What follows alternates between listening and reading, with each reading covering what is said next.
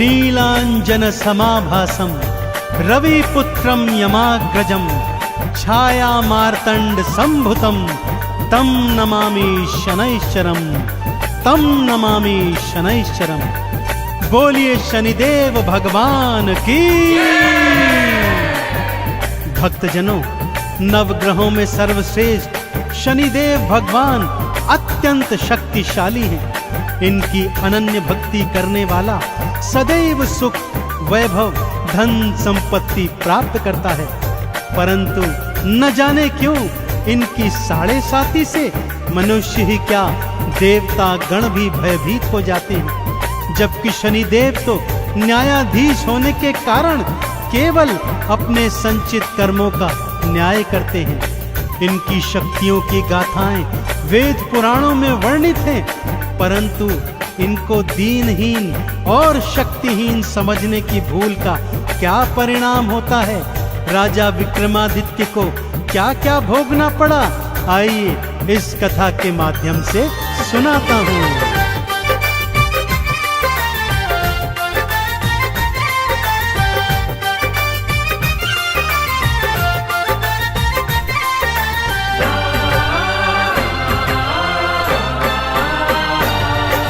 सूर्य पुत्र शनिदेव की गाथा, सूर्य पुत्र शनिदेव की गाथा भक्तों बड़ी महान है। भवसागर से पार हुआ वो जिसने किया गुणगान है, जिसने किया गुणगान है। सूर्य पुत्र शनिदेव की गाथा भक्तों बड़ी महान है। भवसागर से पार हुआ वो जिसने किया गुणगान है, जिसने किया गुणगान है। सूर्य पुत्र शनिदेव की गाथा।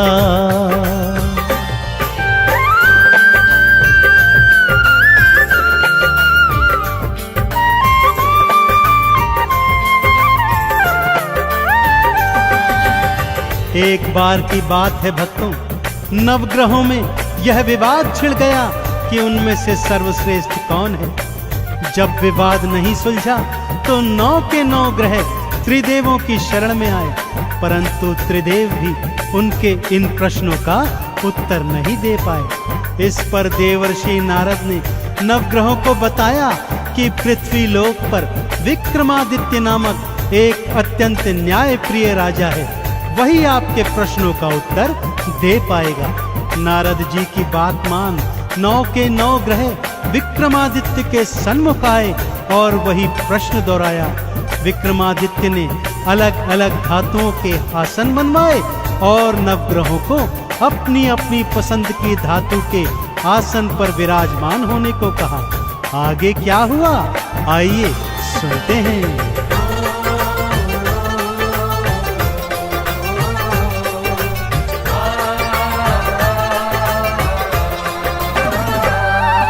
सूर्य देव सोने पर बैठे और चंद्रमा चांदी पर, बुध ने पन्ना मंगल मूंगा, राहु केतु गोमेद पर। शनि देव को लोहे की धातु तो बहुत सुहाती है, लोहे के सिंहासन उनकी दृष्टि तो पड़ जाती है। लोहे के सिंहासन बैठे, लोहे के सिंहासन बैठे शनि देव भगवान है। भवसागर से पार हुआ वो जिसने किया गुणगान है, जिसने किया गुणगान है। सूर्य पुत्र शनिदेव की गाथा भक्तों बड़ी महान है। भवसागर से पार हुआ वो जिसने किया गुणगान है, जिसने किया गुणगान है। सूर्य पुत्र शनिदेव की गाथा।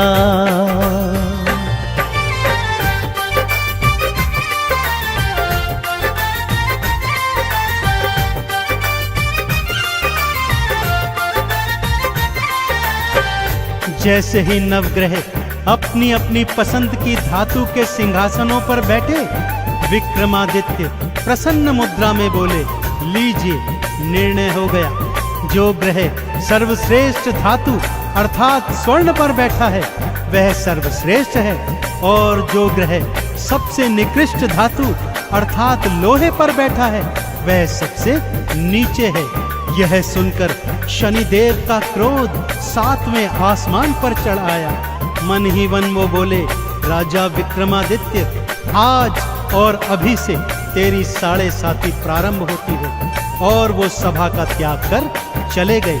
अगले दिन घोड़े का व्यापारी बन वापस दरबार में आए। उड़ने वाला घोड़ा राजा को दिखाया तो राजा ने उस पर सवारी की इच्छा जाहिर की। आगे क्या हुआ, आइए बताता हूँ।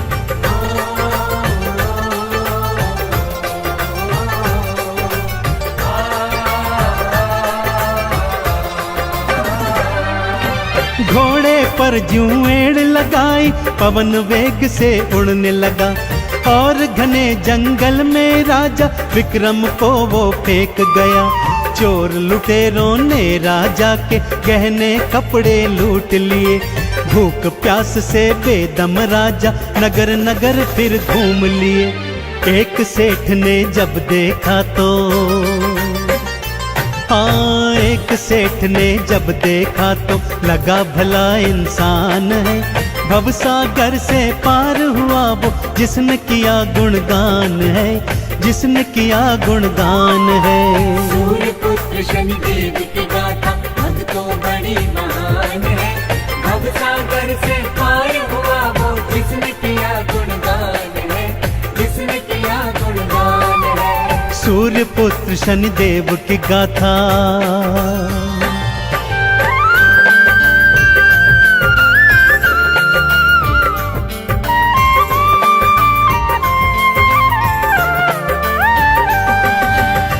नगर सेठ ने जब विक्रमादित्य को भटकते हुए देखा तो उसे भला मानुष समझकर अपने घर में ले आए और उसे भोजन करवाने हेतु वहां पर बिठा दिया।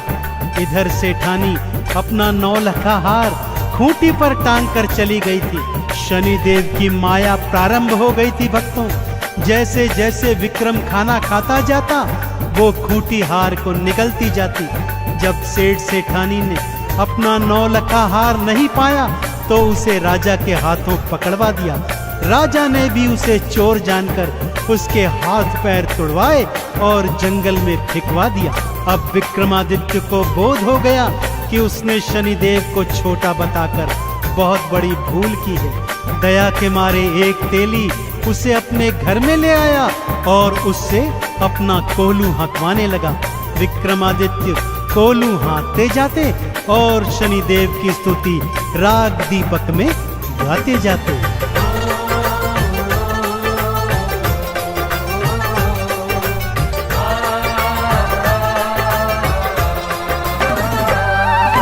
हाथ पैर सब टूट गए थे तेली धर कोलू हाँके। भंडारे जो खिलवाता था आज कर रहा खुद फाके। शनिदेव मुझे क्षमा करो ये राग दीपक गाते थे। नगर की राजकुमारी को ये स्वर बहुत ही भाते थे। इसी से तो मैं विवाह करूंगी, हाँ इसी से तो मैं विवाह करूंगी। उसका ये अरमान है। भवसागर से पार हुआ वो जिसने किया गुणगान है, जिसने किया गुणगान है। सूर्य पुत्र शनिदेव की गाथा भक्तों बड़ी महान है। भवसागर से पार हुआ वो जिसने किया गुणगान है, जिसने किया गुणगान है। सूर्य पुत्र शनिदेव की गाथा।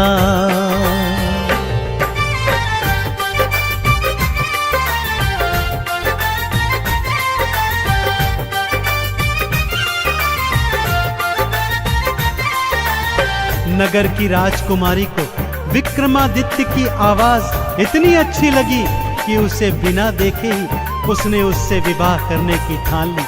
परंतु विवाह के दिन जब राजा ने बिना हाथ पैर वाले वर को देखा तो राजा ने विवाह को मना कर दिया।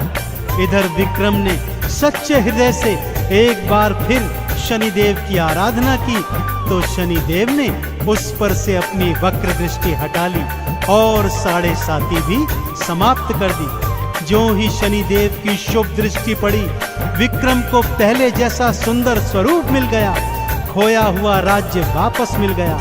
बस अब क्या था, नगर के राजा ने अपनी पुत्री का विवाह विक्रमादित्य के साथ बड़ी धूमधाम से किया और ढेरों उपहार देकर उन दोनों को विदा कर दिया।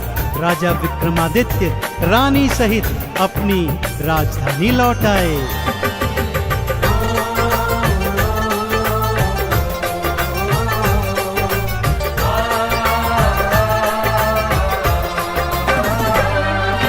वक्र दृष्टि जब हटी तो भक्तों हाथ पैर वापस आए। खोया राजपाट भी विक्रम देखो फिर से थे पाए। धूमधाम से शादी करके पत्नी सहित वापस आए। आते ही फिर नगर मध्य में शनि मंदिर एक बनवाए। है शनि देवा नवग्रहों में, है शनि देवा नवग्रहों में भक्तों सबसे महान है। भवसागर से पार हुआ वो जिसने किया गुणगान है, जिसने किया गुणगान है। सूर्य पुत्र शनि देव की गाथा भक्तों बड़ी महान है। भवसागर से पार हुआ वो जिसने किया गुणगान है, जिसने किया गुणगान है। सूर्य पुत्र शनि देव की गाथा।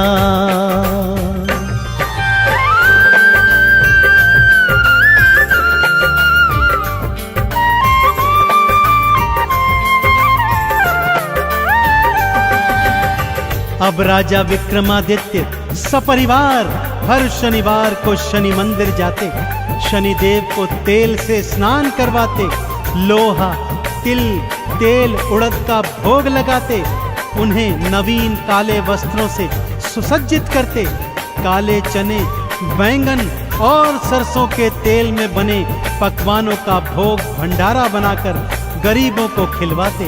इस तरह वो जीवन पर्यंत शनि देव के कृपा पात्र बने रहे।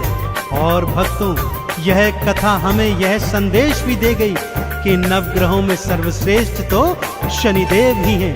तो बोलिए मेरे साथ, भगवान शनिदेव महाराज की।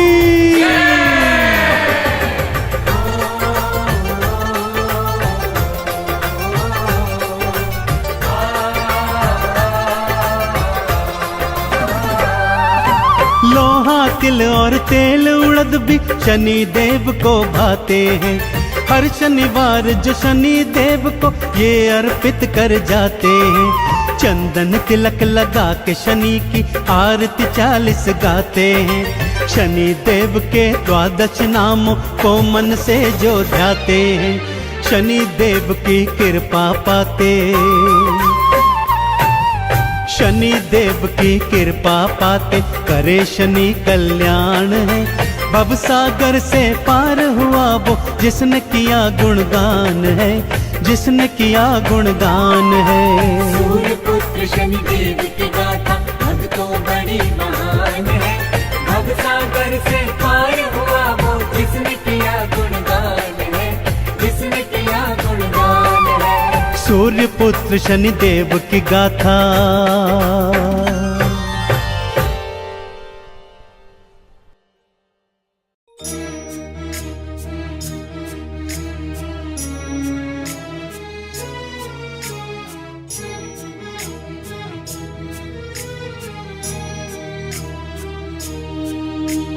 नीलाञ्जना समभासं रविपुत्रं यमाग्रजम् छायामार्तण्डसम्भूतं तं नमामि शनेश्वरम्।